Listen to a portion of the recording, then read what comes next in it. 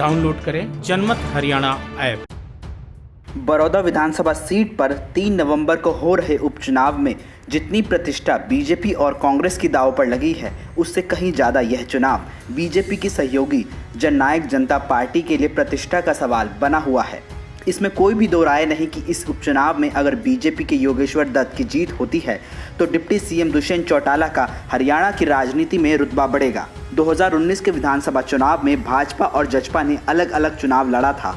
बड़ौदा में जसपा के भूपेंद्र मलिक को बीजेपी के पहलवान योगेश्वर दत्त से महज 5000 वोट कम मिले थे। अब योगेश्वर दत्त बीजेपी और जसपा गठबंधन के संयुक्त उम्मीदवार हैं, इसलिए सरकार में साझेदार होने के नाते जेजेपी ने भी बीजेपी उम्मीदवार को जिताने के लिए अपनी पूरी ताकत झोंक दी है। पानीपत और रोहतक के बीच पड़ने वाला बड़ौदा हलका बीजेपी के लिए हमेशा बंजर भूमि की तरह रहा। यहाँ 5 बार कांग्रेस, 6 बार इनेलो और 1 बार विशाल हरियाणा पार्टी चुनाव जीती है।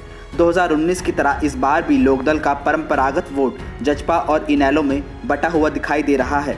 ऐसे में जसपा इस वोट बैंक को जितना अधिक अपनी तरफ खींच सकेगी, उतना ही सत्तारूढ़ बीजेपी के पहलवान योगेश्वर दत्त को फायदा मिलने की उम्मीद है। कांग्रेस और इनेलो ने हालांकि यहां चुनाव में अपनी पूरी ताकत झोंक रखी है, लेकिन बीजेपी और जसपा को पिछले चुनाव में मिले वोटों का जोड़ कर लिया जाए तो यह रिजल्ट गठबंधन के नेताओं के चेहरों पर मुस्कान लाने के लिए काफ़ी है। बीजेपी यहां अगर जीत हासिल करती है तो मुख्यमंत्री मनोहर लाल और ओम प्रकाश धनखड़ के साथ साथ उनकी टीम और जसपा के राष्ट्रीय अध्यक्ष अजय सिंह चौटाला और डिप्टी सीएम दुष्यंत चौटाला के राजनीतिक वजूद में भी बढ़ोतरी होगी। डिप्टी सीएम दुष्यंत चौटाला ने अपनी टीम को पहले से ही बड़ौदा में उतार रखा है।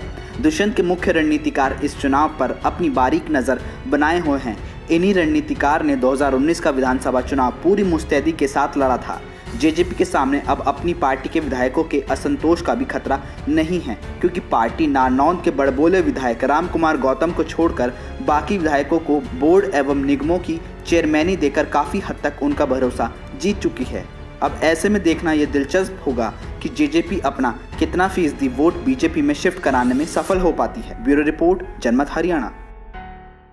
राजनीति के आगे, राजनीति के पीछे, हर हलचल को जानने के लिए हमारे YouTube चैनल जनमत हरियाणा को लाइक करें, सब्सक्राइब करें और अपडेट रहने के लिए बेल आइकन दबाना ना भूलें। देखते रहें जनमत हरियाणा, सच के अलावा कुछ भी नहीं।